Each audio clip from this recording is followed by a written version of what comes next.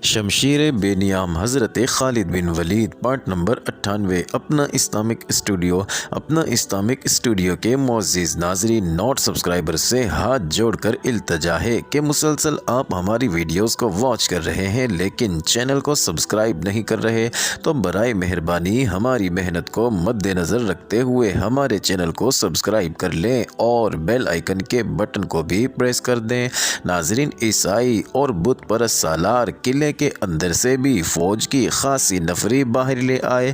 اس طرح ان کی تعداد مسلمانوں کی نسبت کئی گنا زیادہ ہو گئی۔ خالد نے ایک ایسی چال چلی جس سے دشمن پریشان ہو گیا۔ چال یہ چلی کہ ذرا بھی حرکت نہ کی۔ دشمن اس انتظار میں تھا کہ مسلمان حملے میں پہل کریں گے، لیکن مسلمان تو جیسے بت بن گئے تھے۔ عیسائی سردار لڑائی کے لیے بے تاب ہو رہے تھے۔ جب بہت سا وقت گزر گیا اور مسلمانوں نے دشمن کی للکار کا بھی کوئی جواب نہ دیا تو دشمن نے ایاس کے دستوں پر حملہ بول دیا۔ اس کے ساتھ ہی جودی نے خالد کے دستوں پر حملہ کر دیا۔ ناظرین، خالد نے اپنے سالاروں کو جو ہدایت دے رکھی تھی ان کے مطابق مجاہدین کے دستوں میں دشمن کو اپنی طرف آتا دیکھ کر بھی کوئی حرکت نہ ہوئی۔ دشمن اور زیادہ جوش میں آ گیا۔ جب دشمن کے سپاہی مسلمانوں کی صفوں میں آئے تو مسلمانوں نے انہیں راستہ دے دیا۔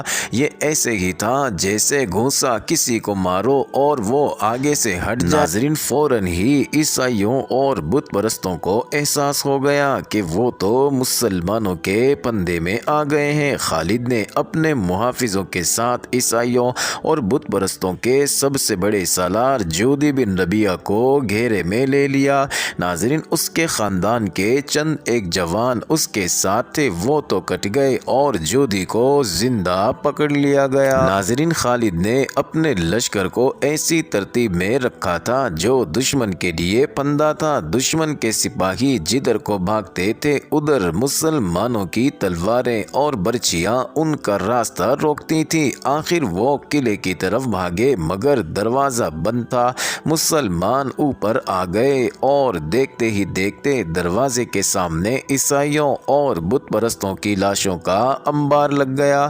ناظرین، ایک دروازہ اور بھی تھا۔ اپنے آدمیوں کو پناہ میں لینے کے لیے قلعے والوں نے دروازہ کھول دیا۔ عیسائی اور بت پرست بھاگ کر دروازے میں داخل ہونے لگے، لیکن مسلمان تو جیسے ان کے ساتھ چپکے ہوئے تھے۔ اس طرح صورت یہ پیدا ہو گئی تھی کہ دشمن کا ایک آدمی اندر جاتا تو دو مسلمان اس کے ساتھ اندر چلے جاتے تھے۔ ناظرین، عیسائیوں اور بت پرستوں کا شیرازہ بکھر چکا تھا۔ مسلمان قلعے میں داخل ہو گئے تھے۔ ناظرین، اب جو کچھ ہو رہا تھا وہ لڑائی نہیں تھی، وہ عیسائیوں اور بت پرستوں کا قتل عام تھا۔ خالد چاہتے تھے کہ قتل عام کا یہ سلسلہ جاری رہے۔ یہ اگست سن 633 سن عیسوی کے آخری جمادی الاخر سن 12 ہجری کے وسط کے دن تھے۔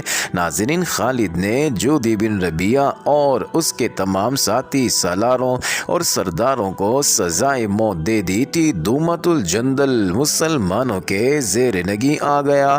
ناظرین، اسلام دشمن طاقتیں ختم ہونے میں نہیں آتی تھی۔ ایران کے آتش پرستوں کو جس طرح اسلام کے علمبرداروں نے شکست پر شکست دی اور جتنا جانی نقصان انہیں پہنچایا تھا اتنا کوئی قوم برداشت نہیں کر سکتی تھی، لیکن وہاں صرف آتش پرست نہیں تھے، تمام غیر مسلم قبیلے جن میں اکثریت عربی عیسائیوں کی تھی ان کے ساتھ تھے۔ آتش پرستوں نے اب ان قبیلوں کو آگے کرنا شروع کر دیا تھا جیسا مہرہ بن بہرام نے عین التمر میں کیا تھا۔ ناظرین، آتش پرستوں کے سالار میدان جنگ سے بھاگ بھاگ کر مدائن میں اکٹھے ہوتے جا رہے تھے۔ ناظرین، ان کے نامور سالار بہمن جازویہ نے جب مہرہ بن بہرام کو اپنی فوج کے ساتھ واپس آتے دیکھا تو اسے اتنا صدمہ ہوا تھا کہ اس پر خاموشی طاری ہو گئی تھی۔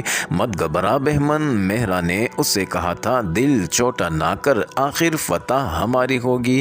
میں شکست کھا کر نہیں آیا، شکست بدوی قبیلوں کی ہوئی ہے اور تو لڑے بغیر واپس آ گیا ہے۔ سالار بہمن جازویا نے کہا تھا، تو اتنا بڑا شہر اپنے دشمن کی جھولی میں ڈال آیا ہے، تو خوش قسمت ہے کہ تجھے یہاں سزا دینے والا کوئی نہیں۔ سزا دینے والے آپس میں لڑ رہے ہیں، وہ جانشینی پر ایک دوسرے کے خون بہا رہے ہیں۔ بہمن مہران نے طنزیہ لہجے میں کہا، کیا تو مجھے سرزنش کر رہا ہے؟ کیا تو مسلمانوں سے شکست کھانے والوں میں سے نہیں؟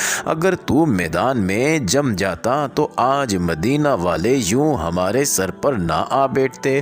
شکستوں کی ابتدا تجھ سے ہوئی، میری تعریف کر کہ میں اپنے لشکر کو بچا کر لے آیا ہوں۔ میں اسی لشکر سے مسلمانوں کو شکست دوں گا۔ مدائن میں اس وقت جو لشکر جمع ہو چکا ہے، اس سے ہم ایک فیصلہ کن جنگ کے لیے تیار کریں گے۔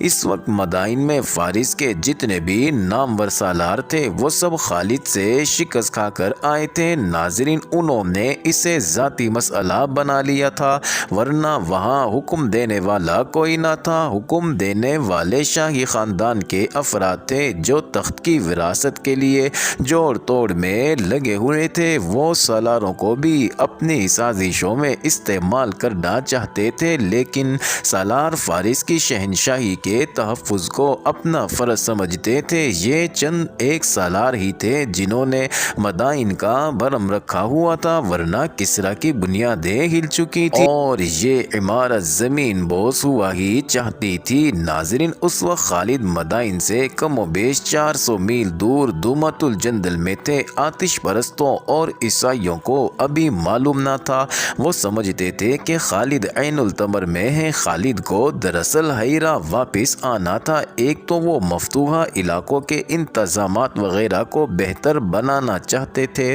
دوسرے یہ کہ فوج کو کچھ آرام دینا تھا، اور تیسرا کام یہ تھا کہ فوج کو از سر نو نظم کرنا تھا۔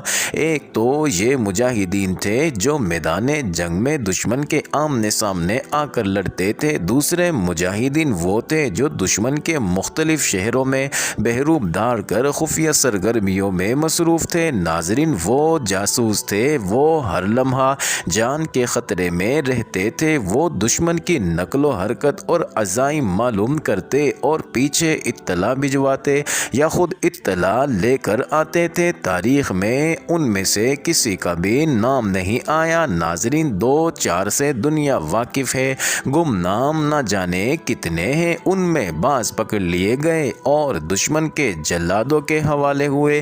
ان جاسوسوں کی بروقت اطلاعوں پر خالد کئی بار دشمن کے اچانک حملے اور شکست سے بچے۔ ناظرین، خالد جب دومت الجندل میں تھے تو مفتوحہ علاقوں کے لیے ایک خطرناک صورتحال پیدا ہو گئی۔ مدائن پر کسرا کی شکست اور زوال کی سیاہ کالی گھٹائیں چھائی ہوئی تھی، لوگوں پر خوف و ہراس طاری تھا۔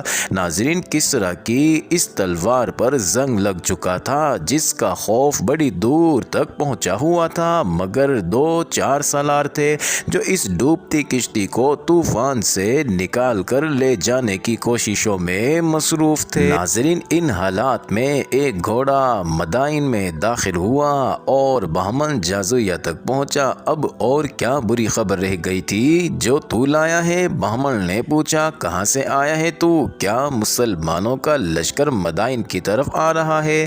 نہیں، اس آدمی نے کہا، مسلمانوں کا لشکر چلا گیا ہے۔ چلا گیا ہے؟ بہمن جازویا نے طنزیہ لہجے میں پوچھا۔ تو ان لشکریوں میں سے معلوم ہوتا ہے جنہیں مسلمانوں کی دہشت نے پاگل پن تک پہنچا دیا ہے۔ کیا تو نہیں جانتا تیرے جرم کی سزا موت ہے؟ یہ آدمی گھوڑے سے اتر چکا تھا۔ اس کی اطلاع پر بہمن جازویا باہر آ گیا تھا۔ اس نے اس آدمی کو اندر لے جا کر عزت سے بٹھانے کے قابل نہیں سمجھا تھا۔ ناظرین، سزائے موت کا نام سنتے ہی اس آدمی نے گھوڑے کی باگ چھوڑ دی اور تیزی سے آگے ہو کر سالار بہمن جازویا کے قدموں میں بیٹھ گیا۔ میں عین التمر سے آیا ہوں، اس نے گھبرائی ہوئی ملتجی آواز میں کہا۔ بے شک میں شکست کھانے والوں میں سے ہوں، لیکن ان میں سے بھی ہوں جو شکست کو فتح میں بدلنا چاہتے ہیں۔ پہلے وہ بات سن لیں جو میں بتانے آیا ہوں۔ फिर मेरा सर काट देना, लेकिन मेरी बात को टालोगे तो ये ना भूलना कि तुम में से किसी का भी सर मुसलमानों के हाथों सलामत नहीं रहेगा। बोल, जल्दी बोल। बहमन ने कहा, क्या बात है जो मुझे इतनी दूर से सुनाने आया है? नाजरीन, बहमन जाजुया की एक बेटी जो जवान थी, एक आदमी को अपने बाप के कदमों में बेटा देखकर करीब आ गई। वो देख रही थी कि जब से उसका बाप शिकस्त खाकर आया है वो गुस्से से भरा रहता है और सजाए मौत के सिवा और कोई बात नहीं करता। लड़की तमाशा देखने आई थी कि उसका बाप आज एक और सिपाही को जल्लाद के हवाले करेगा। खालिद इराक से चला गया है। ऐनुल तमर से आए हुए आदमी ने कहा, मैं खुद नहीं आया, मुझे शमशीर बिन कैस ने भेजा है, आप उसे जानते होंगे। मुसलमानों के सालार खालिद ने ऐनुल तमर पर कब्जा करके वही के सरकर्दा अफराद को उमाल मुकर्रर कर दिया है। उसका और बाकी सब हमला आवर मुसलमानों का सलूक मकामी लोगों के साथ इतना अच्छा है कि सब उनके वफादार हो गए हैं, लेकिन कुछ लोग ऐसे हैं जो इस मौके की तलाश में हैं कि मुसलमानों को नुकसान पहुंचाए। मैं खुद देख रहा था कि मुसलमानों की फौज अचानक ऐनुल तमर से निकल गई। तुश की कसम, बहमन जाजुया ने कहा, खालिद उन शिकारियों में से नहीं जो पंजों में आए हुए शिकार को छोड़कर भाग जाते हैं। क्या उसकी सारी फौज हमारे इलाके से निकल गई है? मैं पूरी खबर लाया हूँ सालार। मोअज़्ज़िज़ नाज़रीन, ये इंटरेस्टिंग वीडियो जारी है। अगली वीडियो किस्त नंबर 99 में देखना मत भूलिएगा।